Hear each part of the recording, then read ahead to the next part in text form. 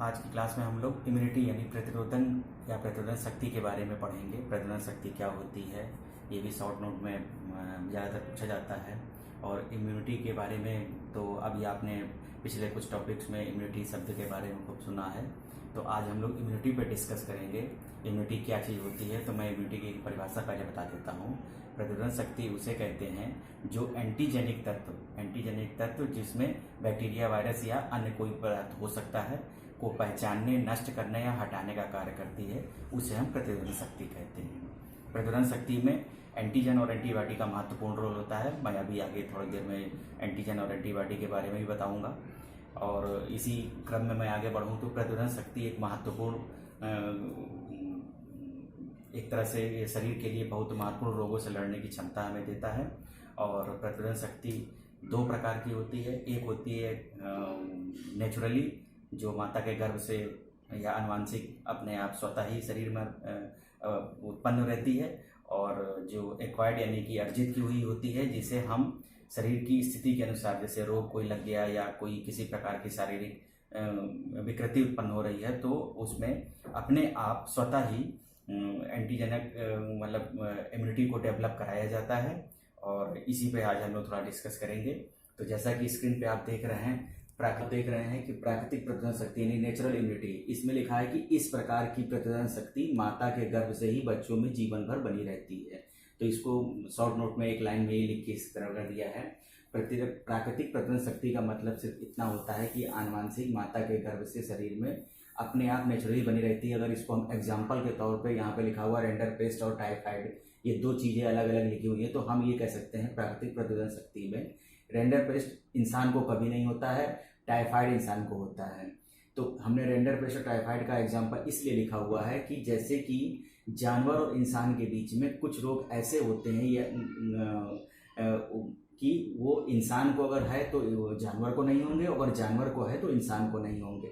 उसका सिर्फ कारण ये होता है प्राकृतिक प्रतिरोधन शक्ति यानी नेचुरल इम्यूनिटी उसको अपने माता के गर्भ से अपने आप उसे जीवन पर्यंत बनी रहती है। कारण जैसे कि रेंडर पेस्ट यानी कि जो जानवरों में वो जो आपने परजीवी देखे होंगे कान के पास शरीर में, जो छोटे छोटे जानवर जो जिसे हम यहाँ की लोकल भाषा में किलनी बोलते हैं, वो लगी रहती है, वो इंसानों को कभी नहीं होती। क्यों? क्योंकि उसमें उनकी एक नेचुरली इम्यूनिटी एक डेवलप रहती है कि रेंडर पेस्ट उस पर अपना शिकार नहीं बना सकता है। उसी क्रम में अगर हम देखेंगे टाइफाइड या आंत्र ज्वर कभी भी जानवरों को नहीं होता है, क्योंकि जानवरों को इस टाइफाइड के प्रति या इसके अगेंस्ट में इम्यूनिटी डेवलप रहती है और कभी भी टाइफाइड से वो पीड़ित नहीं हो सकता। इसीलिए मैंने आपको ये रेंडर पेस्ट और टाइफाइड का एग्जाम्पल दिया। रेंडर पेस्ट जानवरों को होता है और टाइफाइड जानवरों को नहीं होता है। इंसान को टाइफाइड होता है लेकिन रेंडर पेस्ट नहीं होता है। अब अगले क्रम में बढ़ते हुए हम अर्जित की हुई प्रतिरोधन शक्ति की बात करेंगे, यानी एक्वायर्ड इम्यूनिटी की बात करेंगे। तो एक्वायर्ड इम्यूनिटी हमें किसी रोग के अनुसार बाहर से लेनी होती है। लेने होने का मतलब ये हुआ कि ये दो प्रकार में हम इसको समझा सकते हैं। एक्टिव यानी कि सक्रिय एक्वायर्ड इम्यूनिटी, इस क्रम में इसमें लिखा है कि यह कम समय के लिए रोग से स्वयं लड़ने को तैयार रहती है। ये इसका मतलब सिर्फ ये, जैसे यहाँ पे एग्जांपल लिखा है चिकन पॉक्स और मीजल्स, यानी कि इन दोनों का उदाहरण इसलिए दिया गया समझाने के लिए कि सक्रिय प्रतिरोधन शक्ति का मतलब होता है कि एक बार रोग के कारक शरीर में प्रवेश किए और जैसे ही रोग के लक्षण शरीर पर प्रकट होने लगे, एंटीजेनिक तत्वों ने उसे पहचान लिया या शरीर ने एंटीजेनिक तत्वों को पहचान लिया और उस रोग से लड़ने के लिए स्वतः ही एक इम्यूनिटी डेवलप कर ली। यानी कि बाहर से जो, जैसे आपने देखा चिकन पॉक्स और मीजल्स, इसमें एक क्वालिटी होती है कि चिकन पॉक्स और मीजल्स एक बार शरीर में हो जाता है। जैसे मीजल्स की बात करें, शरीर में एक बार अगर हो गया तो शरीर अपने आप मीजल्स के प्रति एक ऐसी इम्यूनिटी डेवलप कर लेता है कि 90% केस में ये मीजल्स दोबारा उस इंसान को नहीं होगा। इस भाषा में हम ये कह सकते हैं कि मीजल्स यानी कि ये दोनों रोग के जो एग्जाम्पल लिखे हुए हैं, ये शरीर में जैसे ही अटैक करते हैं, शरीर इसके अगेंस्ट में लड़ने के लिए वैक्सीन के द्वारा जो हम इस पर निजात पाते हैं, तो इम्यूनिटी जीवन पर्यंत तैयार हो जाती है, जिससे कभी भी अगर इसका अटैक होता है शरीर पर तो वो जल्दी से दोबारा नहीं होगा। तो इसीलिए लिखा गया है कि यह रोग से स्वयं लड़ने को तैयार रहती हैं और कम समय में ही इस बीमारी से लड़ने के लिए अपने आप को तैयार कर लेती है। इसलिए लिखा है कम समय के लिए रोग से स्वयं लड़ने को तैयार रहती हैं। तो इसका मतलब है कि कम समय में जल्द से जल्द रोग से लड़ने के लिए अपनी इम्यूनिटी डेवलप कर लेती है। और पैसिव यानी कि निष्क्रिय प्रतिरोधक शक्ति के बारे में, यह किसी से अर्जित करनी पड़ती है।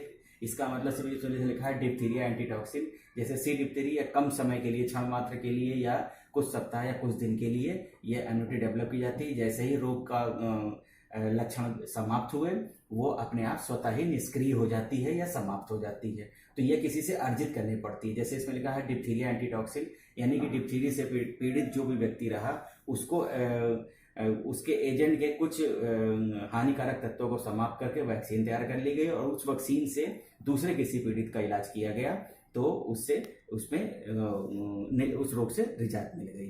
कहूँ कि ये चीज़ आपको प्रतिरोधक शक्ति 2 प्रकार की होती है, समझ में आ गई होगी। और इसी क्रम में मैंने अभी आपको बताया था कि एंटीबॉडी और एंटीजन क्या होते हैं।